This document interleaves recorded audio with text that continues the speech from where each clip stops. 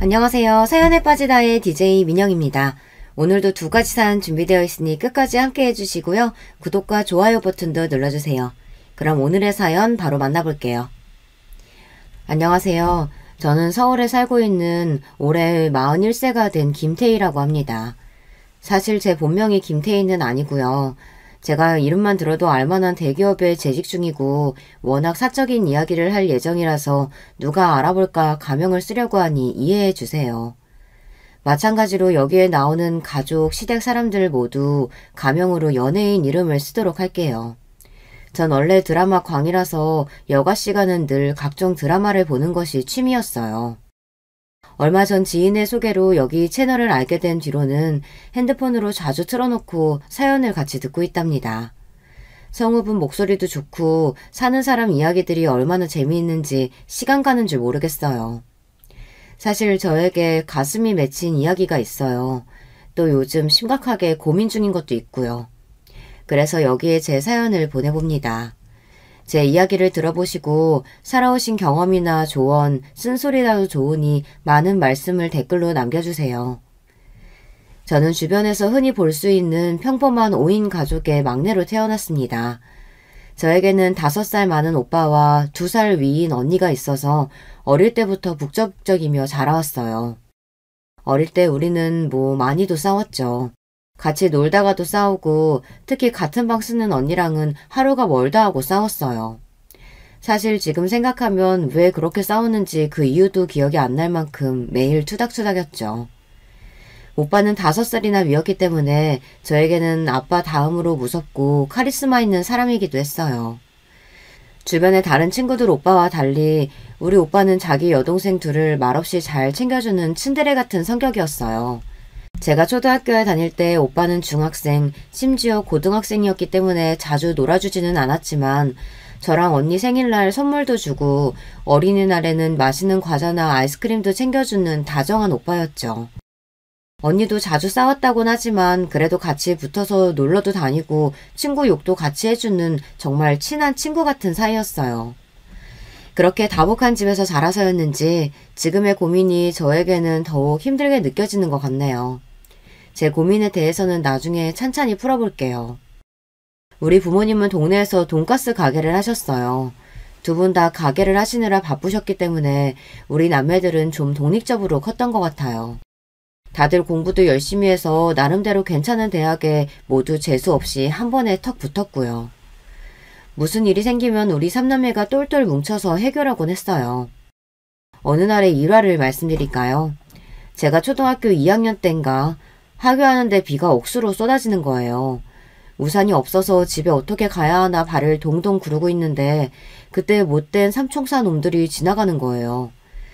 그 애들은 못된 삼총사라는 별명으로 불리는 좀 불량하고 친구들 괴롭히는 남자애들 무리였는데요. 저보고 엄마가 돈가스 튀기느라고 우산도 없냐, 우산 갖다주는 가족도 없다고 불쌍하다며 놀리는 거예요. 저는 소심한 성격을 가지느라 거기서 서서 울고만 있었어요. 나중에 우리 언니가 자기 우산을 가지고 가다 저를 발견하고는 무슨 일이냐고 물었어요.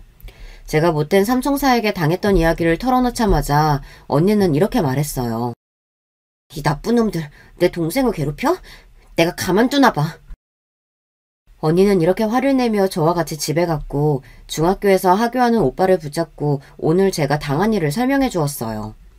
언니랑 오빠는 막내를 괴롭히다가 우리 부모님이 하시는 가게까지 욕한 그 놈들에게 복수를 해줘야 한다며 있는 대로 화가 났죠. 그래서 우리 셋은 우주특공대 바이오맨을 결성했어요. 당시에 유행하던 어린이 TV 프로그램 이름인데요. 그 바이오맨처럼 악당을 물리치겠다고 나선 거죠. 부모님 선글라스를 끼고 보자기를 망토처럼 어깨에 두르고 자주 놀러온다는 놀이터에 찾아가서 그 못된 삼총사놈들을 발견했습니다. 처음에는 우리 꼴이 우습다며 배를 잡고 웃던 놈들이 키가 크고 훨씬 형인 우리 오빠가 앞에 나서자 잔뜩 겁을 먹었어요. 우리는 악당 물리치는 바이오맨인데 너희가 우리 막내 태희 괴롭혔다는 정보가 입수됐다. 그래서 너희를 처단하기 위해서 왔다. 라고 하며 그중 한 녀석의 머리를 꿀밤을 몇 방씩 매겼습니다. 우리 언니도 다른 한 아이의 귀를 잡아당기며 혼내주었고요. 소심했던 저도 언니 오빠의 화력에 용기가 솟아나서 남은 한 남자아이에게 하이킥을 날렸습니다. 그 이후로 어떻게 되었는지 아시겠죠? 그놈들은 저에게는 찍소리도 못하고 피해 다녔고 우리 바이오맨 남매 소식을 학교에 퍼뜨려서 저는 마치 영웅이 된 것 같았어요. 학교 친구들이 와서 못된 삼총사들 혼내줘서 잘했다고 막 칭찬하고 저를 우러러 보기도 하고요. 그래서 한동안 학교에서 동네에서 편하게 지낼 수 있었죠. 우리 삼남매 바이오맨 덕분에요. 아이쿠야, 제가 너무 신이 나서 옛날 이야기를 길게 풀어놓았네요. 그렇게 평범하지만 잘 지냈던 우리 가족에게도 하지만 시련은 찾아왔어요. 제가 대학교를 입학하던 해에 우리 엄마가 암 선고를 받게 되신 거예요. 우리 엄마가 암이라니, 드라마에서나 보던 그런 일이 나한테도 일어나다니. 저는 이 현실을 받아들이기가 힘들었습니다. 엄마의 몸에는 혈액암이 자라고 있었습니다. 악성암이라고 불리는 그런 치유가 어려운 암이었죠. 엄마의 몸에는 다른 일반적인 암처럼 장기의 암세포가 덩어리처럼 있는 것이 아니라 혈액이나 임파선 그리고 골수까지 암조직이 퍼져 있었던 거예요. 엄마는 선고를 받은 날부터 병원에서 항암치료를 받으셨습니다. 하지만 항암치료는 날이 갈수록 엄마의 생명력을 갉아먹는 느낌이었고 엄마는 날이 갈수록 수척해지시고 생기를 잃으셨어요. 게다가 엉덩이와 허리 쪽 관절 부위에 극심한 통증을 느끼셔서 진통제를 보통 자주 맞아야 하는 것이 아니었습니다. 그렇게 투병하신 지 1년도 채 되지 않아서 엄마는 하늘나라로 가시게 되었어요. 갓 20이 된 저는 친구들은 대학교 새내기로 한참 놀러 다닐 시기에 엄마의 간병을 도왔습니다. 하지만 엄마가 그렇게 가버리시니까 제가 더 잘해드릴 걸, 입맛도 없으셨는데 더 맛있는 것 좀 드시게 해드릴 걸, 이런 후회만 남았어요. 엄마가 떠나신 뒤로 우리 가족은 모두 짚은 슬픔에 갇혔습니다. 아버지는 엄마 장례 이후에도 돈가스 가게를 하셨지만 아무래도 힘이 붙이신 모양이었어요. 너희들 다 취직할 때까지만이라도 내가 버텨야 하는데, 힘을 내야 하는데. 아빠는 최선을 다해 홀로 돈가스 가게를 장사하셨어요. 우리 삼남매 다들 대학 졸업시켜야지, 또 결혼도 해야지. 아빠의 가장으로서의 책임감은 너무 무거우셨을 것 같아 안타까웠어요. 우리 자식들은 그런 아버지를 생각하며 더 열심히 공부하고 취직 준비를 했습니다. 당시 우리 오빠는 공기업 준비를 하고 있었는데요. 7급 공무원 시험 준비를 병행하여 정말 열심히 공부에 매진하더니만 당당히 세무 공무원으로 합격하였어요. 그리고 언니는 당시 졸업반이어서 이력서를 열심히 쓰고 취업 스터디도 하며 노력한 끝에 졸업하자마자 바로 회사에 취업을 했습니다. 저도 우리 오빠 언니에게 질 수 없었어요. 엄마의 장례식을 치른 것은 고작 대학교 2학년이었지만 철없이 놀거나 시간을 낭비할 틈 없이 고등학생 과외를 하며 용돈도 벌고 각종 자격증 준비와 학점 관리도 열심히 했습니다. 덕분에 전 대학교를 졸업하고 아주 유명한 대기업에 입사할 수 있게 되었어요. 아빠는 엄마도 없이 혼자 돈가스 가게 하며 너희를 키운 보람이 있다고 말씀하시면서 너무나 기뻐하셨어요. 우리 남매들은 이제 다 돈을 버니까 아빠는 가게를 그만하셨으면 했죠. 내가 다 늙어서 옆에 내도 없는데 일이라도 없으면 뭐 하겠니? 몸이 허락하는 난 이 일 하련다. 니네도 내 걱정 말고 너희들이 잘 살면 그게 효도인 거야. 이렇게 고집을 부리셔서 계속 가게를 운영하고 계셨어요. 저는 대기업의 연구원으로 입사를 해서 서울 집에서부터 수원까지 출퇴근을 해야 했어요. 게다가 출근 시간은 어찌나 빠른지 새벽 별 보며 회사 셔틀버스를 타고 출근해서 저녁 별 보고 퇴근하는 날이 많았습니다. 회사 일을 적응하는 일은 정말 쉽지 않았지만 그런 저에게 힘이 되어주는 사람이 나타났죠. 바로 같은 연구소 내에 있는 최재성 선배였습니다. 선배는 신입인 저의 멘토와 같은 사수 선배였어요. 어리버리한 저의 실수에도 화내거나 꾸짖지 않고 차근차근 알려주는 다정한 모습에 저는 뿅하고 하트가 생기기 시작했어요. 선배에게 잘 보이고 싶어서 더 열심히 일하고 공부했더니 나중에는 부서에서 일도 금방 배운다며 칭찬도 받게 되었죠. 하지만 선배는 신입사원인 제가 처음부터 여자로 보이지는 않았던 것 같아요. 여동생 같고 귀엽다며 그냥 친절한 선배로서 선을 지켰어요. 저는 회식할 때 선배 옆자리에 붙어 앉고 커피나 간식도 책상에 갖다 드리고 메신저나 톡으로 자주 얘기를 걸며 나름대로 애정 표현을 했는데 말이에요. 그러던 어느 날부터인가 선배가 저에게 주말에 영화나 보러 가자고 하는 거예요. 제가 선배를 만나서 짝사랑한 지 5개월 만의 일이었습니다. 우리는 그 주 토요일에 만나 영화를 보고 패밀리 레스토랑에서 밥도 먹으며 처음으로 회사 밖에서 만났습니다. 저는 직설적으로 선배에게 물었어요. 선배, 내가 선배 좋아하는 거 알죠? 그런데 왜 이제야 데이트 신청한 거예요? 처음에는 그냥 귀여운 동생 같고 신입 같았는데 어느 날 너가 달라 보이더라. 응? 어느 날인데요? 우리 얼마 전에 차세대 연구 때문에 회의한 일 있었잖아. 다른 부서들이랑 동기원도 온 그날 너 정장 입은 거 처음 봤거든. 선배는 그날이 떠오른다는 듯 얼굴을 붉히고 이야기했습니다. 그때 뒷모습 보고 내가 반한 여자가 있었는데 그게 알고 보니 너더라고. 깜짝 놀랐어. 허리 골반 라인이 예술이던데? 블라우스랑 H라인 스커트가 그렇게 잘 어울리는 여자가 내 이상형이었거든. 그날부터 너를 찬찬히 다시 보니까 꽤 괜찮은 여자더라고. 게다가 나한테 호감도 갖고 있으니 놓치면 안 되겠다 싶었지. 이 남자 정말 단순하고 웃기지 않나요? 그리고 그 남자는 결국 제 남편이 되었죠. 제 나이 28살, 남편은 31살의 나이에 우리는 결혼을 하고 알콩달콩 살게 되었어요. 우리 남편은 제가 반할 만큼 다정하고 심성이 착한 남자였어요. 외모는 평범한데 성격 미남이라고나 할까요? 하지만 워낙 착하고 낙천적이다 보니 같이 살면서는 좀 단점이 보이더라고요. 어느 모임에 가든 회식을 가든 맨날 카운터로 1등으로 달려가서 결제를 하는 나쁜 버릇이 있더라고요. 그래서인지 남편 주변에는 우리 착한 남편을 벗겨먹으려는 사람들이 많아 보였어요. 저도 사람들 만나는 거 좋아하고 남에게 베푸는 일에 인색한 편은 아니에요. 그리고 우리는 대기업 맞벌이 부부니까 아무래도 월급이 여유 있는 편이잖아요. 아무리 그래도 그렇지 특히 시댁에만 가면 우리는 그냥 열린 지갑이었어요. 결혼 전 상견례 식당 비용도 다 남편이 냈다니까요. 그 소식을 듣고 나중에 우리 친오빠가 자기는 그렇게는 신세 못 진다면서 반 정도의 돈을 남편에게 억지로 쥐어줬지만 말이에요.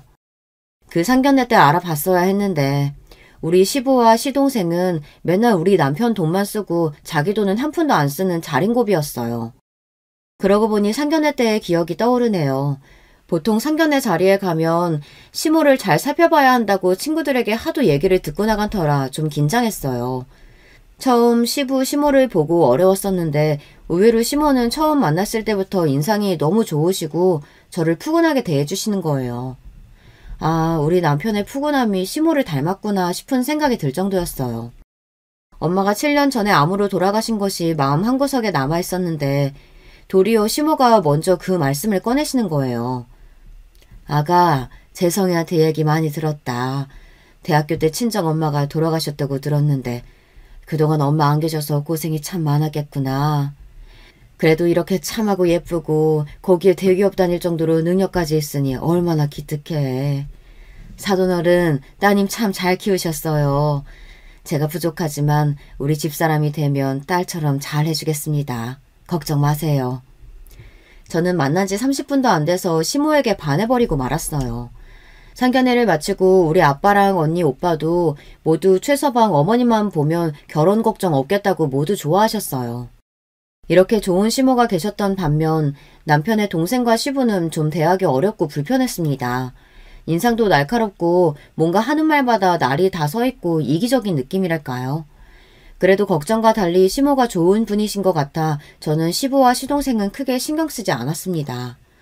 하지만 제 인생이 그리 순탄하지만은 않게 돌아갔어요. 결혼식을 올리고 2년 뒤 시모가 돌아가신 거예요. 게다가 우리 엄마처럼 시모도 암으로 세상을 일찍 뜨시게 되다니 저는 너무너무 슬펐습니다.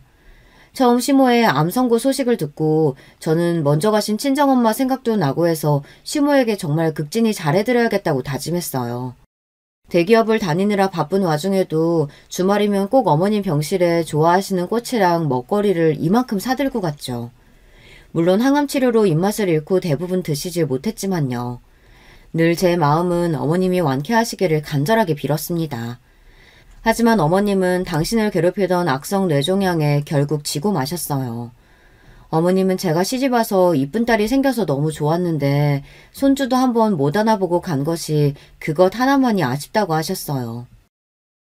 아기가 아직 없다고 조급해하지 말고 예쁜 아기들 낳고 우리 첫째랑 행복하게 살아주렴. 저에게는 이렇게 마지막 말씀을 남기시고 눈을 감으셨습니다.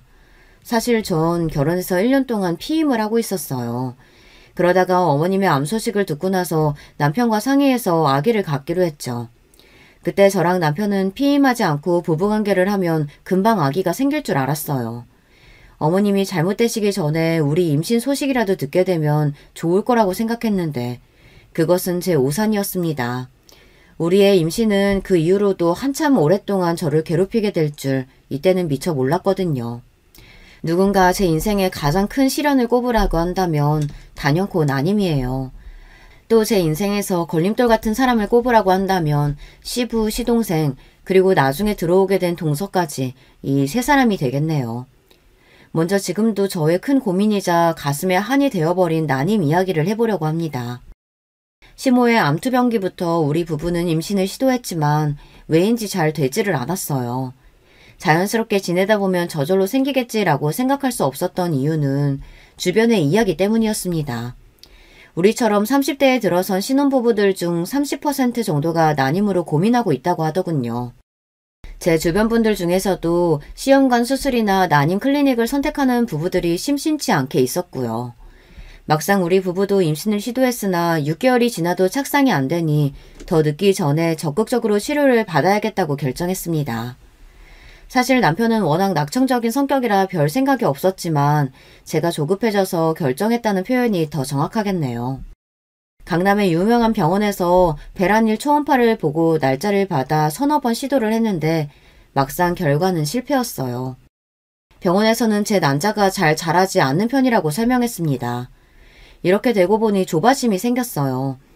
조금 더 기다려봐야 하는지 이럴 때는 바로 시험관 시술로 들어가야 하는지 고민되는 순간들의 연속이었습니다. 그리고 좀 부끄러운 이야기지만 신혼 때는 눈만 마주치면 불타올랐던 우리 부부의 관계도 막상 날짜를 받아서 숙제처럼 해야 하고 또 생물학적 능력치를 조금씩 업무적으로 챙기다 보니 오히려 전보다 횟수가 줄었던 것 같습니다. 점점 그 부부관계에 대한 열정적인 마음도 식은 것 같아요. 여자인 저도 그렇지만 남자인 남편에게 더 그런 느낌이 들었습니다. 이러다가 부부관계를 하지 않는 무늬만 부부가 되는 건 아닐까 불안함도 생겼어요. 그리고 시모의 간병과 장례 등을 치르며 마음 아픈 시기였고 이 과정에서 시부와의 불미스러운 일들을 겪어야 했어요. 지금 생각해보니 그 시기가 임신하기에 좋은 환경은 아니었던 것 같네요. 그래서 우리 부부는 일단 난임 클리닉을 1년 넘게 다니다가 잠시 중단해야 했습니다. 시부는 저에게 일종의 바람 캐릭터 같은 분이었습니다. 왜 드라마에서 남들 괴롭히고 답답하게 만드는 고구마 100개 먹이는 그런 사람 있죠. 시집온 그 뒤로부터 자기중심적인 성격과 이기적인 시부를 사실 전 마음속으로 멀리했어요. 하지만 마음으로 거리를 두더라도 며느리 할 도리하고 미운 마음을 표내지 않으려고 노력해서 표면적으로야 별 다른 문제가 없었습니다. 아마도 시모가 계실 때는 시부의 꼬장꼬장 성격을 좀 커버해 주셨던 것 같아요. 하지만 시모가 아프셔서 병간호를 해야 할 사람이 필요한데 가장 적극적으로 나서야 할 남편이라는 사람은 병원에 있으면 자기도 아파서 곧 죽을 것 같은 기분이라는 핑계로 간병인에게 맡기고 자신은 모임이며 취미생활로 이전처럼 살았습니다. 정말 이기적이지 않나요? 이런 모습을 보니 솔직히 시부가 우리 아빠와는 너무 다른 인간이라는 걸 깨닫고 존중하고 싶은 마음이 싹 사라지더라고요. 그리고 더 저와 사이가 틀어지게 된 것은 시모가 돌아가신 뒤였어요. 시모가 해주시던 집밥부터 청소, 세탁, 그리고 자신의 심부름까지 회사를 다니느라 바쁜 제가 해주기를 원하는 겁니다. 본인 돈도 있고 상황이 이렇게 되면 아무리 연세가 드신 남자라고 해도 그렇지 어느 정도 본인 앞가림은 하려고 노력해야 하잖아요. 이미 오래전부터 혼자가 되신 우리 친정아빠는 자식들에게 맡기기 싫다고 엄마가 가신 뒤로는 생전 안 해본 빨래며 집안일도 혼자서 해오신 분이에요. 그런데 시부가 주말에 밀린 시댁 집안일을 시키셔서 가보니 글쎄 자기 팬티까지 아무렇게나 던져놓고 있는 거예요. 며느리가 시부의 팬티까지 빨아준다는 게 너무 어이없지 않나요? 정말이지 정이 딱 떨어지는 순간이었어요. 제가 기함한 모습을 본 남편은 시부를 설득했습니다. 아버지, 아무리 자식이라도 며느리는 다른 집안에서 자란 사람이에요. 어떻게 아버지 빨래나 청소를 엄마처럼 해드릴 수 있겠어요. 게다가 아시죠? 아버지가 맨날 자랑하시는 그 회사 다니는 커리어 우먼입니다. 이런 일은 제가 도우미 아주머니 구해볼 테니까 거기에 맡기시고 돈을 주고 시키시는 게 어떨까요? 저희가 도와드릴 부분은 도와드리겠지만 엄마 계실 때처럼 똑같이는 어려우니 마음 좀 돌려주세요. 애패는 없는 서름도 기막힌데 이제 자식들도 남처럼 구냐? 에휴, 내가 죽어야 니들이 그때서야 통곡하고 반성을 하지. 결국 남편은 자기가 따로 모으는 개인 용돈으로 아버님의 집안일 도우미 분 월급을 드리는 것으로 합의를 보았습니다. 도우미로 시부댁 집안일을 해결했다고 해도 한 달에 두세 번은 찾아뵙고 건강이며 각종 불편함을 해결해 드리고는 있지만 말이에요. 사실 시부는 우리나라 60대 남자치고는 지병 없이 건강하시고 가진 돈도 적지 않습니다. 시부모 두 분이서 순댓국 장사를 오래 하셨는데 꽤 장사가 잘 되신 편이었다고 하네요. 두 분은 가게를 30년 넘게 하셨지만 시모가 아프시면서부터 운영하기가 어려워서 결국 가게를 다른 사람에게 넘기고 정리했어요. 그래서 살고 계신 아파트는 대출 하나 없는 자가이고 순댓국집 상가도 갖고 계시고 은행에 넣어둔 현금만도 10억은 될 거라고 얼핏 들었거든요. 그럼 본인이 혼자 살면서 얼마나 넉넉한 경제 상황인가요? 도우미 비용 정도는 일도 아니죠. 그런데 자기가 필요로 하는 일은 다 우리 남편이 해줬으면 하는 그 심보. 저는 그런 게 참 얄밉더라고요. 우리 부부는 대기업 맞벌이라고는 하나 월급쟁이 신세라 전셋집 하나 있을 뿐이니까요. 그렇게 자기 돈은 아껴서 차 바꾸고 취미활동한다고 사들이는 악기도 매번 바뀌시는 것을 보면 자기에게 쓰는 돈은 아깝지 않은 모양이죠. 어쨌든 누가 봐도 부러운 은퇴 생활을 즐기고 계세요. 그뿐인가요? 여자친구들도 만나는 모양이에요. 그런데 제가 정말 시부가 싫은 것은 시모가 가신 뒤부터 본격적으로 하시는 잔소리였습니다. 네 시애미는 아들 둘 결혼하자마자 턱 나왔어. 즉 무슨 말이냐 하면 우리 최씨 집안 씨에는 문제 없다 이 말이야. 그런데 너는 왜 아직도 아들을 못 낳느냐 말이다. 요즘 세상이 좀 좋냐? 네 몸에 문제 있으면 얼른 치료든 뭐든 하란 말이야. 이렇게 아들 손주 못 낳는다고 타박을 하는 거 있죠. 아니 자기 아들 씨는 자기 씨부터 문제라고는 생각도 안 하는 것 같아요. 아버님 저희 난임 클리닉 다니고 있잖아요. 노력하고 있는데도 안 돼서 저희도 속상해요. 난임 클리닉 비용도 적지 않은데 이제 더 다니다가 보험 적용 안 되면 그때 아버님께서 도와주셔야 돼요. 아버님 자손이잖아요. 이렇게 돈 달라는 얘기 꺼내야 입을 꾹 다물고 잔소리를 멈추십니다. 돈 주기는 그렇게 아까운가 봐요. 아무리 자식이어도 말이죠. 이렇게 저를 괴롭히는 시부에 이은 두 번째 인물이 있습니다. 바로 시동생 최태성이에요. 저보다 1살 어린 시동생인데 남편과는 성격이 영 딴판이에요. 어릴 때부터 하라는 공부는 안 하고 밖에서 사고치고 다니는 문제아였던 모양이에요.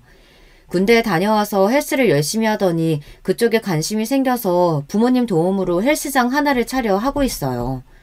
시동생도 시부처럼 자기한테 쓰는 돈은 안 아끼는데 남의 돈은 좋아하는 타입이었거든요. 헬스장 수입이 있는데도 이날까지 한 번도 밥이나 커피 사는 걸 못 봤어요. 가족 외식이나 부모님 챙기는 것은 다 우리가 알아서 하고요. 시동생은 정말 참여만 하는 거 있죠. 그런데 어찌나 말은 또 이쁘게 하시는지. 아니 부부가 대기업 다니면서 애게 겨우 부패야? 어버이날에는 부모님 모시고 5성급 호텔 정도는 가져야 하는 거 아닌가. 그러는 자기는 아들 아니냐고요. 돈 한 푼 안 내고 얻어먹는 사람이 왜 이런 말을 거들어서 괜스레 미운 털 박힐 일을 만드는 건지. 우애가 깊고 서로를 챙겨주려고 하는 우리 남매랑은 너무 달라서 처음 시동생을 보고 문화 충격까지 느꼈답니다. 우리 오빠는 맞이로서 늘 든든하고 우리 가족 일을 앞장서서 하는 분이에요. 구세청에 세무 공무원으로 다니고 있는데 사실 누구나 가고 싶어하는 끝발 좋은 곳이잖아요. 그래도 얘기 들어보니 공무원이라 월급이 적은 편이더라고요. 그렇지만 우리 오빠는 늘 우리 가족 모이는 날이면 맛있는 거 먹으러 가자고 먼저 얘기하고 동생들 돈은 내지도 못하게 하는 사람이었어요. 그러면 우리 언니와 저는 가만히 있지 않아요. 백화점 상품권이나 한우 같은 값비싼 선물을 사서 올케 언니에게 드리고 오죠. 그리고 제가 자식은 아직 없지만 조카는 셋이나 있거든요. 오빠의 아들 한 명과 언니의 딸 둘을 가진 조카 부자예요. 저는 대기업 다니는 고모답게 부모로서 해주기 좀 망설여지는 그런 좋고 비싼 메이커 선물을 조카들에게 자주 해주었어요. 이렇게 남매들끼리 서로 말하지 않아도 베푸는 성격이니 얼굴 붉힐 일도 없고 또 서로 티내지 않고 챙기는 그런 가족 문화를 갖고 있답니다. 그리고 친언니는 의류 사업을 하느라 바쁜 형부가 있어 조카들을 키우는 전업주부인데요. 저와 전화도 가장 많이 하고 무슨 일이 생기면 가장 먼저 이야기할 만큼 친한 사이예요. 시댁에 와서 시동생하고도 그렇게 친하게 서로 챙기면서 지내고 싶었는데 이 동생은 정말 우리 오빠 언니와는 너무나도 달랐습니다. 시모가 돌아가시고 외로웠던지 시동생은 갑자기 소개팅을 계속하더니 금방 결혼까지 했어요. 옛말에 초록은 동색, 가재는 개편이라고 했던가요. 맙소사 글쎄 자기랑 똑같이 염치 없이 구는 동서가 들어온 거 있죠. 제 세 번째 바람 캐릭터가 이제사 등장했네요. 동선의 친정은 종로에서 무슨 귀금속 가게, 그러니까 금은방을 했다고 들었어요. 그래서 맨날 돈 자랑, 있는 자랑을 그렇게 하죠. 결혼하자마자 서방님은 동선의 친정에서 자금을 빌려주셨는지 헬스장을 확장해서 PT샵까지 하고 있습니다. 이 부분은 만나면 그렇게 맨날 돈 많은 사람들 부러워하고 어떻게든 벗겨먹을 생각에 혈안인 것 같아요. 대부분의 대화 주제가 누가 벤틀리 타고 오더라, 무슨 사업이고 한 달에 얼마를 버냐, 헬스장에 오는 고객분들 얘기를 줄줄 해대요. 그리고 그렇게 돈이 많아 보이는 사람들을 어떻게든 꼬셔서 자기도 그 사업에 낄 방법은 없는지, PT 받도록 유혹할 방법은 없는지 그걸 연구하는 부부입니다. 헬스장 광고 전단지에는 한 달에 3만 원 이렇게 써놓고 막상 고객들이 물어보면 다른 가격을 얘기하고 그것도 1년치 이렇게 장기로 현금 결제해야 할인해준다고 유도하지 않나. 카드나 현금 영수증 요구하면 부가세라는 명목으로 더 받고 이렇게 현금으로 수입의 대부분을 채워 무조건 현금 금고에 넣고 다닌다고 합니다. 그리고 당연히 세무 수입 신고는 엉망이고요. 그렇게 법을 어겨놓고 결제 전 녹음하고 세무과에 신고한 어떤 고객을 둘이서 엄청 욕하기 시작하는 거예요. 거지 같은 새끼 어쩌고 하면서요. 뭐 묻은 개가 뭐 묻은 개 욕한다더니 정말 거지같이 구는 것은 서방님네 부부 같아요. 급기야 좀만 더 열심히 수익 금액 누락하면 기초수급자 수준 돼서 나라 돈을 타먹을 수 있겠다고 동서랑 웃고 좋아하는 모습을 보니 혐오감까지 들었어요. 그 정도면 남부럽지 않게 있는 사람들이 왜 저러고 살까요? 가전제품 바꿀 때마다 형한테 전화해서 직원가로 사달라고 하고 결국 나중에는 그 돈도 어영부영 안 주고 넘어가는 거죠. 자기들이 신고 다니는 골프웨어나 명품 신발만 하나 안 사도 그렇게 거지같이는 안 살 텐데 참 안타까워요. 이 서방님네 부부는 그런 점에서 참 꿍짝이 맞는 것 같아요. 제가 동서가 싫은 이유는 청성적으로 질투가 많아서 저에게 가시돋친 말을 자주 하고 시부와의 사이에서 이간질을 해서 더욱 시부와 사이가 나빠지게 만든다는 점이에요. 거기에 제가 임신 부분에 대해 민감한 것을 알고 악용하는 질이 나쁜 사람입니다. 사람 약점을 가지고 노는 것은 정말 악독한 짓이잖아요. 제가 학벌이 좀 좋은 편이고 대기업을 다니니까 회사를 다녀본 적 없는 전업주부인 동서는 그게 안 입고 온 모양이에요. 여자가 너무 배워도 매력 떨어지는데 요즘 바람나는 남자들 와이프들 보면 은근 고학력자의 전문직 여자들이더라고요. 자기 혼자 배우고 능력에 취하니까 옆에 남자 기죽이는 거죠. 우리 형님은 안 그렇죠? 그럼요. 시아주버님 같은 남자가 어디 있겠어요. 와, 막 이렇게 사람 열받게 말한다니까요. 아버님, 혹시 형님 지난주에 오셨어요? 회사 일로 바쁘다고 안 왔다고요? 며느리가 혼자 된 시부가 불편하다고 회사 핑계대고 시댁에 자주 안 온다니. 에휴, 저는 우리 허니가 너무 좋으니까 아버님한테도 잘해드리고 싶은데 형님은 저보다 몇 년 일찍 이 집 식구가 됐는데도 왜 그렇게 냉랭하대요? 그러면 여기에 시부도 장단을 맞춥니다. 네가 참 바른 말 한다. 걔가 원래 그랬어. 처음 봤을 때부터 여자가 고분고분하지 못하고 뻣뻣하더니 우리 첫째 달달 볶고 사는 건 아닌지 걱정이네. 아니 그래서 걔네가 아직도 애기가 안 생기는 거 아닌가? 지난번 제가 들었던 동서와 시부의 대화가 이러했습니다. 정말 수준 이하의 사람들끼리 모여서 저를 까는 재미가 좋은가 봐요. 화가 나는 걸 넘어서 정말 너무 사람들이 저속해 보여서 도무지 정이 안 붙고 대하기가 힘드네요. 거기에 동서는 제가 아기를 가지 못한 것이 유일한 약점이라고 생각하고 툭하면 애 없는 서름을 안겨줍니다. 형님, 저랑 우리 허니는 정말 툭하니까 짠하고 애기가 생기던데. 돈 좀 더 벌면 둘째 갖고 싶어요. 그 전에 생겨버릴까봐 걱정이라니까요. 그래도 형님하고 시아주버님은 그런 걱정은 없으셔서 편하겠다. 어쩌면 사람이 이렇게 못되게 말할 수 있을까요? 동서랑 말을 섞고 나면 전 늘 화병이 올라오는 것 같은 기분을 느끼게 됩니다. 그러다가 정말 이 여자를 용서할 수 없게 되는 사건을 맞닥뜨리게 되었어요. 그날은 시모의 제삿날이었어요. 제사를 드리고 시부는 약속이 있다며 잠깐 나가셨고 남편과 동서와 과일을 먹으면서 이야기를 하고 있었죠. 나 회사에 김철김이 용하다고 소개해줘서 유명한 역술가한테 전봤었었다.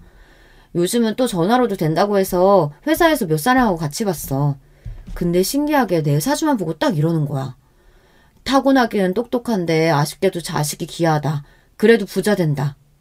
생각해보니까 나 대학생 때 친구들하고 타로점 볼 때도 다들 자식이 귀하다, 자식 갖기 어렵다 이런 말 했던 기억이 나더라고. 그때는 미혼 때라 대수롭지 않게 여겼었는데 우리 친정엄마도 애 셋을 쉽게 낳으셔서 별 생각 없으셨고 진짜 이런 점이 맞추기도 하나보다 신기했어. 난 오히려 당신처럼 이성적인 사람이 그런 생각하는 게 새롭고 귀여운데 그냥 점쟁이들이 찍은 게 우연히 딱딱 맞은 거 아닐까? 근데 우리 친가 쪽 어른들 중에 두 분도 애 못 낳고 지금 50 넘으셨어. 어느 집안이나 그런 케이스가 있는 거 아닐까? 이런 말 하면 싫으실지 모르시겠지만 우리 친정엄마가 그러셨어요. 남녀가 만났을 때 아이가 안 생기는 건 피가 안 맞는 거라고. 즉 아이가 안 생기는 건 잘못된 만남이라는 뜻이라고요. 동서, 말이 좀 듣기 그렇다. 지금 21세기야. 대학 교육까지 받은 동서가 그런 말도 안 되는 얘기를 우리한테 전한다는 게 좀 웃긴 거 아니야? 형님, 좀 배웠다고 유세하세요, 지금? 우리 친정엄마 무시하는 거예요? 무시가 아니라 말도 안 되는 그런 말을 옮겨오는 속셈이 뭐냐는 거지. 밭이 안 좋으니까 애를 못 낳는 거지. 괜히 찔리니까 뭐 대학 교육이니 어쩌니 하면서 우리 엄마 무시하는 것 봐. 뭐? 동서, 지금 말 다 했어? 아니, 남았는데? 옛날 같으면 여자가 애 못 낳으면 다른 건 다 잘해도 소박감이었어. 맨날 잘난 척하면서 정작 애도 못 낳고 이제 늙은 자국만 남았네? 동서의 비웃음에 저는 억장이 무너졌습니다. 순간 그 비웃는 얼굴을 어디라도 한 대 치고 싶었는데 그때 남편이 우리 둘의 싸움을 말렸어요. 저는 분을 이기지 못하고 나와서 밤거리를 돌아다녔습니다. 동서가 하는 말 하나하나가 그대로 칼날이 되어 제 가슴에 찔렸어요. 우리가 아이가 없는 건 모두 저 때문인가요? 전 여자로서 정말 생식 기능이 없는 걸까요? 10년 동안 돈도 쓰고 노력을 해왔는데 이렇게 아이가 안 생기는 걸 나보고 어떡하라고. 임신을 못한다는 이유 하나로 저런 이상한 여자에게 이런 말까지 들어야 하나요? 전 너무 억울하고 자존심이 너무 상했어요. 난임 클리닉을 다니다가 남편과 잠깐 그만두고 나서 동서가 결혼해서 바로 딸을 낳는 것을 보고 전 더 마음이 급해진 나머지 바로 시험관 시술을 시작했어요. 보통 난임병원에서 몇 년 더 시도하다가 시험관으로 간다고 하지만 저는 바로 간 케이스죠. 제 나이가 35살도 안 되었으니 조금 빠른 감이 있지만 나쁠 것도 없다고 하더군요. 왜냐하면 시험관 시술 전 검사 결과 제 생식기관 중 하나가 선천적 구조 이상이 있을 수 있다고 했어요. 인공수정도 안 되고 시험관으로만 해야 하는 케이스라고. 그래서 7년 넘게 시험관 시술을 했지만 아무 소용이 없었습니다. 이럴 줄 알았다면 결혼한 직후 난자 냉동을 했어야 하나 이런 후회도 되었어요. 이제는 마흔을 바라보는 나이가 되었으니 말이에요. 전 친언니에게 한참을 울며 전화로 오늘 일을 이야기했어요. 그 전에도 동서의 흉을 본 적이 있어 사정을 잘 알고 있던 언니도 오늘 일은 정말 너무하다며 엄청 화를 냈어요. 전 이날 한참을 밤거리를 돌아다니고 마음의 상처까지 결국 지독한 독감으로 알아눕게 되었어요. 회사에 병가를 내고 병원에서 링게를 맞으며 입원해 있는데 우리 오빠랑 언니가 어떻게 알고 병원에 찾아왔어요. 아니, 오빠 언니 여기를 어떻게 알고. 줄지한테 얘기 들었어. 너 동서라는 여자한테 그딴 소리 들으면서 지금까지 살았다는 거 그게 말이 돼? 우리 아버지가 알면 뒤로 넘어가실 거야. 네가 얼마나 똑똑하고 인정받는 딸이었는데. 그 말에 저도 모르게 울컥했어요. 오빠 미안해요. 내 탓이지 뭐. 바보 같은 소리 하지 마. 막내 너는 가만히 있어. 얼른 건강 회복하고 있으면 돼. 이 오빠가 다 알아서 할 테니까. 이 자식들 세무조사 안 당해봤지? 기대해라. 우리 오빠는 그렇게 제 앞에서 동서의 복수를 다짐하고 돌아갔습니다. 저는 병원에서 일주일 지낸 뒤 퇴원을 했고 이후 회사에 출근해 있던 어느 날이었습니다. 동서의 전화가 오는데 일도 바쁘기도 하고 그 목소리를 듣고 싶은 마음도 없었습니다. 지 때문에 아파서 병원에 입원해 있는 동안 문자 한 통 없었는걸요. 그리고 저에게 그런 막말을 하고 한 달이 넘었는데 웬 전화람. 동서의 수십 통의 전화를 씹고 퇴근해보니 집 앞에 동서랑 서방님이 기다리고 있는 거예요. 동서는 저를 보자마자 미친 듯이 달려들더니 사정하기 시작하는 겁니다. 형님, 내가 다 잘못했어요. 네? 제발 한 번만 살려주세요. 그리고 동서의 입으로 직접 친정오빠가 언니와 합심해서 복수한 이야기를 듣게 되었어요. 예전에 서방님이 장인어른 사업장에 쓸 공기청정기를 남편 회사에서 직원가로 구매해달라고 부탁한 적이 있었습니다. 그때 받았던 동선의 친정회사 이름과 주소를 남편을 통해 알아내고 그 회사에 대한 세무조사를 착수하기 시작했다고 합니다.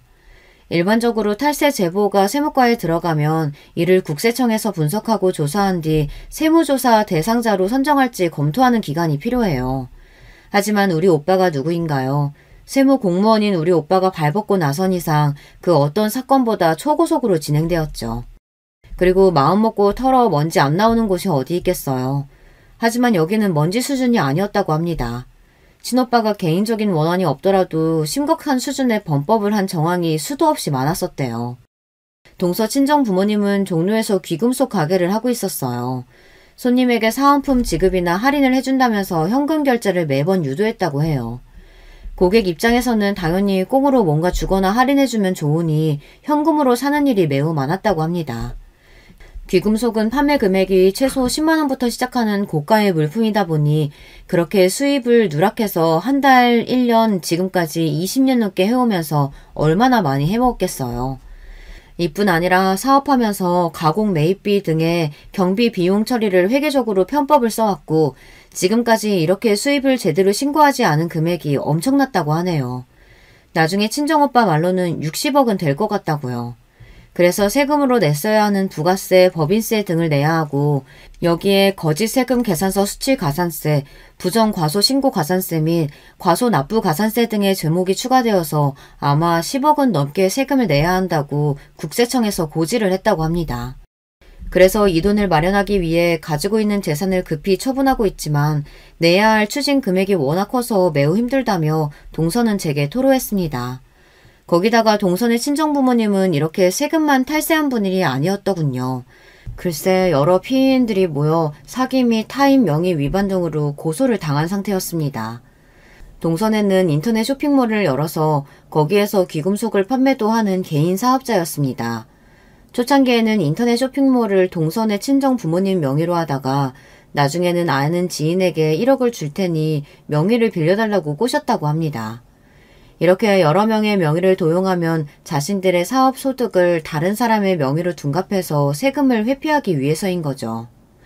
그뿐 아니라 그 명의로 거액의 사업자 대출을 받아 그 돈도 제대로 갚지 않았다고 합니다. 동서 친정아빠가 알고 있는 세무사나 변호사들에게 돈으로 로비를 해 이런 불법적인 방법들을 생각해냈다고 하니 얼마나 나쁜 사람들인지 당해도 싸다 싶어요. 그런 부모 아래서 보고 배운 게 뭐겠어요. 동서가 그렇게 남의 돈 빼내기 좋아하고 질투심 많았던 이유가 유전이라는 생각이 들어요. 피해자들은 졸지에 신용불량자가 되고 자신들이 사용하지도 않았던 대출금 상환 독처까지 받고 나니 일이 너무 커져서 함께 모여서 동선의 친정아빠를 고소할 수밖에 없게 된 거죠. 지금 국세청에서 추징당한 돈에 민사소송 손해배상으로 잡힌 소송 금액만도 다 합치면 50억은 될 거라고 하네요. 형님, 우리 친정이 갖고 있는 재산 탈탈 털어도 그렇게 큰 돈 낼 수가 없어요. 지금 부모님이 살고 있는 집이며 모든 재산에도 가압류가 잡혀있어서 정말 피가 마른다고요. 제발 친정오빠한테 이제 그만 막아달라고 말씀 좀 해주세요. 제가 앞으로 형님이 하라는 거 뭐든지 다 할게요. 시부도 제가 모실게요. 네? 그러니까 이번 한 번만 살려주세요. 정말 우리 집 다 망할 것 같아요. 동서는 얼마나 절박한지 제 다리까지 잡으며 사정을 했습니다. 맞아요, 형수. 당장 그만둬요. 같은 가족끼리 이러는 건 너무하지 않아요? 서방님이랑 동서는 같은 가족인데 왜 저한테 비수꼬는 말을 해온 거죠? 서방님네가 하는 헬스 PT샵도 문제가 많다죠. PT 선생님들 경력 위주에서 홍보해놓고 최저 시급에 가깝게 돈 주고 그마저도 급여 떼어먹어서 노동청 신고가 엄청나다면서요. 그리고 동선에 못지않게 고객들한테 현금 거래로 꼬셔서 탈세한 금액이 과연 얼마나 될까요? 동서 말만 듣고 일 막으면 서방님네 가게도 무사하지 못할 거예요. 따끔하게 한마디 하니 서방님은 얼굴이 사색이 돼서는 그대로 내빼버렸습니다. 아니, 이제 우리 헬스장까지 건들겠다는 거예요? 남의 눈에 눈물 나게 했으면 자신들은 피눈물 날 수 있다는 걸 알아야지. 동선의 부모님 사정은 너무 딱하지만 없는 일로 그렇게 당하는 것도 아니잖아. 따지고 보면 사업하면서 동선의 친정이 온갖 범죄 다 저지른 대가를 치르는 거야. 나랑 우리 친정 욕보여서 복수당한다고만 생각하지 말고 동선애가 정직하게 사업하지 않은 벌이라고 생각하는 건 어때? 뭐? 그래서 우리 집 망하는 꼴 기어이 보겠다는 거야? 아주 독한 년이네. 우리도 비싸고 능력 있는 변호사 써서 그 피해자들이라는 것들 고소할 거야. 지들이 돈 1억씩 받아놓고선 어디서 피해자 행세야. 그리고 지 동생 때문에 복수한 당신 오빠랑 국세청도 고소할 거야. 나랑 우리 아빠가 가만히 당하고 있을 줄 알아? 방금 전까지 순한 양이 되어 제게 뭐든 다 하겠다던 동서는 순간 하이에나같이 돌변했습니다. 저 모습이 동서의 진짜 모습이죠. 울고 빌던 모습은 가짜로 연기한 것이지 진짜 반성한 것은 아니었던 거예요. 저에게 여러 독서를 내뱉고 동서는 가버렸습니다. 제 복수 때문에 무슨 일을 당한 것은 아닌지 걱정된 나머지 친정오빠에게 전화를 걸었습니다. 하지만 우리 오빠는 모든 탈세자들은 저렇게 버티고 욕하며 오히려 자기들이 죄 없다고 더 나대는 법이라며 걱정 말고 기다리면 그들이 어떻게 끝나는지 보여주겠다고 저를 안심시켜 주었습니다. 부당한 탈세에 해당돼서 추징당하는 세금만 문제가 아니라고 합니다. 그들은 조세범 처벌법에 따라 탈세액의 2배 해당되는 벌금이나 아니면 3년 이하의 징역으로 형사처벌을 받게 될 거라고 했습니다. 나중에 동선의 친정회사는 징역을 면하기 위해서 변호사를 고용하고 자신들이 당한 세무 처분에 대한 행정소송을 국세청에 했습니다. 하지만 소송 끝에 이들은 결국 패소하고 징역 1년의 실형을 선고되었습니다. 결국 동선의 친정은 갖은 나쁜 수를 써서 모은 전 재산을 날리고 신용불량자의 전과자까지 되는 결과를 초래하게 되었어요. 이건 모두 바로 그 동서의 새치혀 때문입니다. 그녀의 질투심으로 자기 친정이 초박살나게 되었으니 이를 어찌할까요? 저도 오빠가 처음 동선회에 세무조사를 응징한다고 했을 때 이런 결과까지 나올 줄은 몰랐습니다. 어린 시절 바이오맨의 리더였던 우리 오빠는 일단 마음먹으면 정말 무섭게 끝을 보는 사람이었다는 걸 제가 미처 생각하지 못했었나 봅니다. 이런 일들을 겪으면서 결국 동서와 서방님은 갈라서게 되었어요. 그리고 동서는 아직도 저에게 문자를 하곤 해요. 육두 문자를 섞어서 우리에게 복수하겠다고요. 자기의 잘못도 자기 친정의 잘못에 대해 아직도 반성하지 않고 있는 것 같네요. 그래도 생각해보면 딱한 처지가 되었으니 그런 연락을 답하지 않고 무시하는 것이 제가 할 수 있는 최선의 도리라고 생각합니다. 통쾌한 것은 동선회뿐이 아니었습니다. 이번 일을 보고 들은 시부는 그날부터 저에게 함부로 대하지 않으십니다. 만만하게 보던 며느리가 대차게 복수하는 걸 보니 조심해야겠다고 생각하신 모양이죠. 서방님은 동서와 이혼한 뒤 혼자 헬스장 가게를 하며 지내고 있어요. 제가 협박한 게 있으니 그 뒤로 직원들 월급을 떼먹거나 탈세하지는 못하겠죠. 저와 마주치더라도 지레 겁을 먹고 별말 없이 싹 자리를 피합니다. 시댁의 바람 캐릭터들이 사라졌으니 이젠 시댁에 가도 마음이 편안하네요. 이게 다 든든한 저의 친정 덕분입니다. 큰 재산이 있거나 빽이 있어서가 아니라 누군가 억울한 일을 당하면 배로 갚아주는 우리 세 남매의 우애 덕분이죠. 이렇게 제 인생에서 저를 괴롭히던 사람들을 걷어낼 수 있었습니다. 하지만 전 아직 아이가 없습니다. 그리고 이 사실은 치유가 되지 못한 채 아직도 제 가슴에 한으로 남아있어요. 세상에 내 핏줄은 꼭 남기고 싶은데 우리 남편도 괜찮다고는 하지만 속으로 왜 안 아쉽고 서운하지 않겠어요. 주변 분들이 하는 얘기가 병원에서 가망이 없다고 선천적으로 아기가 안 생긴다고 했던 여자들이 이사를 하거나 일을 그만두고 스트레스 없이 편하게 지내다 자연 임신이 되기도 한다고 했어요. 그래서 저도 회사를 그만두고 공기 좋은 곳으로 이사가서 임신을 시도해볼까 싶습니다. 사실 회사 다니면서 시험관 시술로 연차 쓰는 것도 상사 눈치가 엄청 보이는 일이긴 하거든요. 이렇게 해온 것이 비단 1, 2년도 아니고요. 그리고 회사에서 받는 스트레스가 아무래도 난임에 영향을 주는 게 아닐까 싶은 마음도 드는 게 사실입니다. 그동안 우리 부부가 돈 허투루 안 쓰고 엄한 주식이나 코인 같은 데 투자하지 않고 적금으로만 모아서 지금 살고 있는 작은 아파트도 자가이고 연금 저축도 많이 적립한 상황입니다. 빚도 없고 현금도 좀 모았으니 남편의 외벌이로도 충분하지 않을까 싶어요. 물론 제가 직장을 그만두는 일에 시부는 엄청 반대하십니다. 제가 맞벌이 할 때 뭐 하나 도와준 것 없던 양반이 그래도 며느리가 대기업 다닌다고 주변에 자랑하고 다니셨던 모양이에요. 남편은 무엇이 되든 제 뜻을 따르겠다고 말해요. 늘 저를 믿어주고 배려해주는 남편이 있어서 못된 시댁 식구 때문에 이혼하지 않고 아직까지 잘 살고 있는 것 같아요. 그리고 남편은 아기가 없어도 우리끼리 잘 살면 되지라고 생각하고 있어요. 여러분이라면 어떻게 하시겠어요? 어렵게 잡은 좋은 직장 이렇게 그만두는 것 괜찮을까요? 남겨주신 댓글 보고 저도 앞으로 어떻게 해야 할지 고민해서 잘 결정해 보겠습니다. 그럼 여기에서 저는 물러나 볼게요. 여러분의 격려와 조언을 기다리며 안녕히 계세요. 여러분, 두 번째 사연 시작하기 전에 좋아요, 구독 꼭 눌러주실 거죠? 그럼 두 번째 사연 바로 시작합니다. 안녕하세요. 제 일상에 담소 나누는 친구처럼 여기고 있는 사연에 빠지다에 제 얘기를 오늘은 보내보게 돼서 제 나름 지금 아주 뜻깊은 순간입니다. 저는 나이 지긋하게 먹어서 손자, 손녀까지 본 할머니예요. 저는 꼬박 30 나이를 채워서 결혼한 여자이기도 했어요. 그리고 제가 결혼했을 적만 해도 제 친정언니가 저에게 이런 소리를 했던 시절이었죠. 예, 나는 네가 노처녀로 늙어 죽을까봐 걱정했는데 그래도 시집가게 돼서 정말 다행이다. 30씩이나 먹은 여자를 흔쾌히 데려가겠다는 사내가 있는 게 우리 집안을 구한 것 같네. 언니, 전에 우리 집 살던 순이 언니라는 분도 31에 시집 갔었는데 내가 30에 결혼하는 게 뭐 그리 늦다고 호들갑이야? 그리고 나는 내 형제들이 우리 부모님 편찮아지신 걸 두고 이런저런 핑계 대면서 다 외면하지만 않았어도 돈 벌어서 부모님 병원비 대느라 바빠지만 않았어도 진작에 시집 갔을 거야. 상황 뻔히 알면서도 왜 이래? 명자 얘가 결혼 앞두고 맹랑하게 별별 소리를 다 하네. 지난 일은 왜 들먹거려? 네 큰 조카가 이미 중학생인데 넌 아직까지 노처녀로 살고 있었으니 내가 걱정돼서 한마디 한 것 좀 가지고. 저는 사남매 중에서 넷째였어요. 결혼을 앞뒀던 저에게 괜한 잔소리를 날렸던 큰언니, 그 바로 밑에 작은언니, 또 그 바로 밑에 오빠가 있었고요. 무려 3명이나 연년생이었던 것이죠.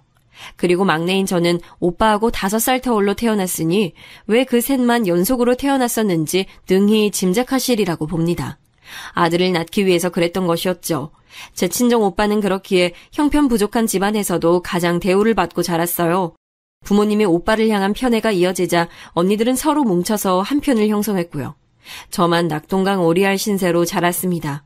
언니들은 중학교까지만 나왔고 오빠는 고등학교까지 나왔는데요. 이걸 두고도 언니들은 영 불만이었나 봐요.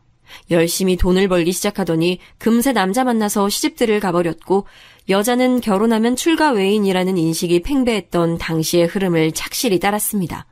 편애받고 자란 오빠는 그럼 행복하게 잘 자랐냐고요? 꼭 그렇지도 않았어요. 가감없이 표현을 해보자면 글쎄요, 어중간한 망난이었다고나 할까요? 군대를 다녀오자마자 웬 젊은 유부녀와 눈이 맞아서 야반도주를 했던 사건은 그 이후로 저희 집안에서 두고두고 회자됐네요. 나중에 제 친정 아버지의 오랜 지인분께서 주선해 주신 상대와 어찌저찌 결혼을 했는데요. 언니들하고 똑같은 노선을 타더라고요. 아버지 어머니가 나한테 해준 게 대체 뭐가 있어요? 옳게 베풀어 준 게 어디 하나라도 있냐고요. 아프고 힘들다 어쩌고 저쩌고 하면서 나한테 손 벌리지 마세요. 나는 내 가정 하나 건사하기에도 몹시 바빠진 사람이니까요. 명훈이 네가 어떻게 우리한테 이럴 수가 있니? 우리가 너를 얼마나 애지중지했는데 온갖 허물 다 감싸주면서 이날이 이때껏 키워왔는데 너는 늘 우리 아픈 손가락이었어 이거사. 누가 아픈 손가락 삼아달라고 했어요? 어머니가 뭐라고 하시든 저는 이제 개코도 신경 안 씁니다. 제 친정엄마가 충격과 배신감으로 쓰러졌던 모습을 저는 눈앞에서 직접 봤죠. 그러면서 오빠는 금수만도 못한 놈이구나 이런 생각을 했었어요. 저희 친정 부모님이 그 시기에 건강이 나쁘셨어요. 언니들과 오빠는 각자 다른 이유로 부모님을 향해 원망의 화살을 쏘아대며 나몰라라 했고 결국 부모님 곁에 남아 챙겨드린 건 저뿐이었습니다. 혼자서 사회생활과 집안일까지 병행하려니 죽을 맛이었고 한 분이 입원이라도 하시면 병원 생활까지 제가 종종 해야 했으니 이런 판국에 연애가 뭐고 결혼이 뭔가요. 하루하루 살기에도 바빴는데요. 저는 제 남편과 멋지고 운명적인 연애를 통해 결실을 맺은 건 아니었고요. 저도 상대도 서로 결혼하기에 차고 넘치는 나이였고 서로 지지부진한 집안 수준도 비슷했고 그런 연유로 곁다리 지인을 통해 만나 결혼하게 됐습니다. 남편은 애석하게도 썩 그리 좋은 사람은 아니었어요. 결혼 자체가 나긋나긋하지 않았고 약간 다혈질적이었죠. 나이는 저보다 2살 위였고 그때까지 남편이 결혼을 하지 않고 있었던 이유는 저와 비슷했습니다. 가족들을 위해서 사느라 그랬어요. 꼭 저처럼 남편도 사남매 집안이었어요. 저는 막내인 반면 남편은 셋째였는데요. 실질적으로는 장남이었답니다. 형제들 중 첫째인 아주버님께서는 원래 출생 당시부터 한쪽 다리가 좀 불편하셨는데 엎친 데 덮친 격으로 자전거 사고를 당하셔서 눈에 띄게 다리가 더 불편해지셨어요. 통증 때문에 일상에 어려움을 겪으시는 경우도 잦았고요. 그리고 둘째인 시누이는 어렸을 때 먼 친척집으로 가서 거기 일을 하면서 먹고 자고 하며 산 세월이 10년이었다네요. 유년 시절을 따로 보냈던 것이죠. 시집을 가서는 철저히 출가 외인으로 살았고요. 이러니까 남편이 실질적인 장남이었던 거예요. 막내 아들인 시동생은 놀랍게도 공부머리가 있었다네요. 그래서 남편은 자기 동생의 학업을 위해서라도 부지런히 일을 해서 돈을 벌어야 했지요. 전 이렇게 생각했어요. 그다지 건강하지 못한 부모, 가게에 도움이 되지 못하는 형제들, 가족을 위해 사느라 정작 나 자신을 위해서 살아보지 못한 것까지 이 남자는 나랑 비슷하네. 공감대를 형성할 수 있을 것 같다는 생각이 든다. 최근 제가 텔레비전을 보는데 예능 프로그램에서 어느 사회자가 그러더라고요.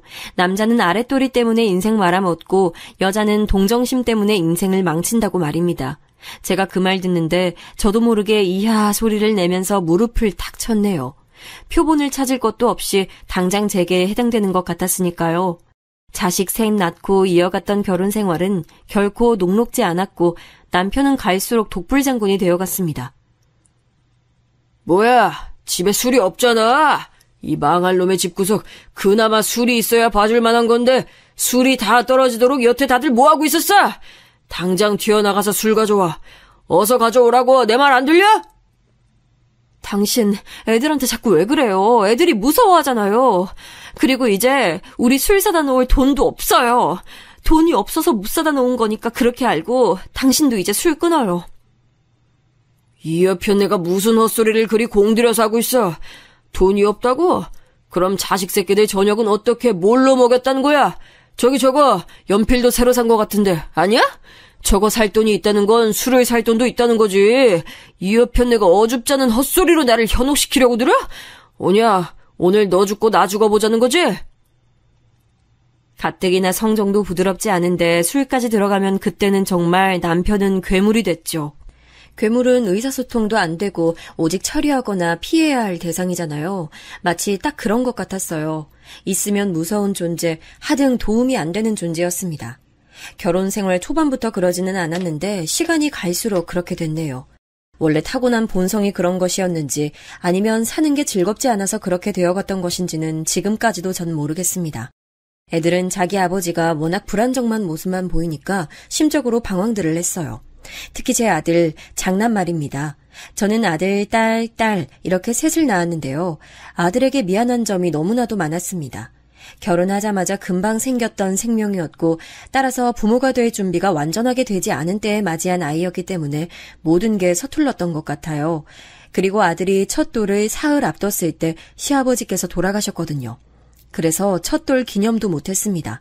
이게 두고두고 미안하더라고요. 자식 셋 중에 유일한 아들이고 또 첫째잖아요.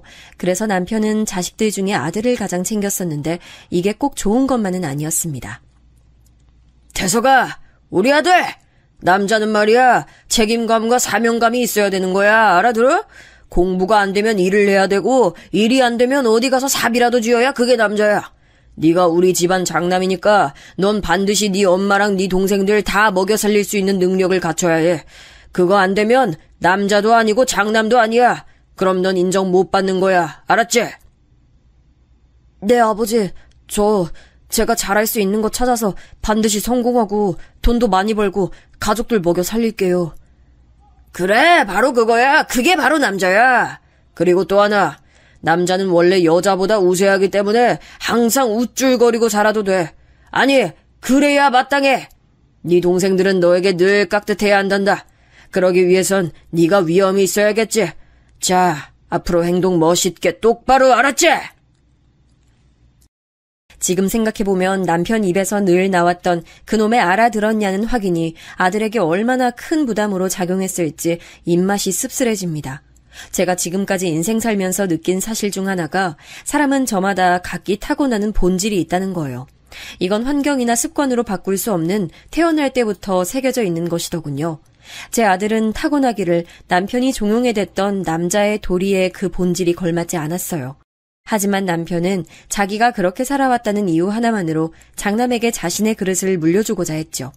자기 성에 차지 않으면 아들을 혼냈고 벌레 보듯 쳐다봤으며 걸핏하면 나약한 자식이라고 다 들리게 혼잣말을 해대서 아들을 주눅들게 만들었죠. 그래서 아들은 저에게 제가 지켜주지 못하고 미리 알아봐주지 못해서 이루 말할 수 없이 미안한 아픈 손가락이 되어갔습니다. 제 친정 오빠를 두고 아픈 손가락이라고 했을 때의 부모님을 정말 이해하기 어려웠는데 제가 부모가 되어 보니 어느 정도 이해가 되더군요. 남편의 기에 억눌려서 살았던 아들은 조용하다 못해 고요한 학창시절을 보냈다가 갑자기 성인이 되고 나서부터는 자기 아버지에게 대들기 시작했어요. 왜 저에게 늘 나약하다고 하세요? 그러는 아버지는 얼마나 잘나셨길래 저에게 항상 기대에 못 미치는 실망스러운 자식이라는 식으로 말씀하시냐고요. 저를 보시는 눈빛부터가 아버지는 저를 사랑하는 자식으로 보고 계시지가 않아요. 저 그거 다 느껴요. 이게 또 나약한 소리를 하고 자빠졌구나. 네가 마음에 들게 하는 구석이 있어야 내가 널 사랑하는 자식으로 보든지 말든지 할 텐데 사내 놈이라는 것이 냉철하지가 못하고 근성도 뒤떨어져서 너는 영 아니야. 너는 날 따라오려면 100년은 멀었거늘 어디 감히 나에게 얼마나 잘났냐는 식으로 떠들어대. 잘나신 구석 하나 없는 거 맞잖아요. 그러니까 저한테만 자꾸 부담 주지 마세요. 하나도 안 반갑고 하나도 안 고마우니까. 어느 날은 아예 작정하고 자기 아버지와 설전을 벌이는 아들의 모습에 놀란 제 가슴이 두방망이질 쳤었죠. 그 후로 남편과 아들이 사이가 완전히 틀어졌어요. 제가 워낙 못난 부모라서 딸들에게도 미안한 점이 참 많았습니다. 온통 종잡을 수 없게 제멋대로인 부친과 이러나 저러나 결국은 못난 남편 끼고 사는 답답한 모친과 장남이랍시고 부모의 관심을 크게 받지만 정작 보이는 능력은 없는 오라비까지 딸들 입장에서는 얼마나 분통 터지는 세월이었을까요? 지금에서야 이런 점들을 찬찬히 뜯어보지만 당시엔 이런 시각을 가지지 못했던 것 같아요. 그래서 딸들에게 막연히 미안한 마음이 들면서도 한편으로는 딸들이 엄마 이해해줘야지 안 그러면 누가 이해해주나 라는 식으로 딸들에게 푸념도 많이 했고 화풀이도 종종 했던 것 같네요. 이런 딸들이 고맙게도 다 잘 자라줬어요.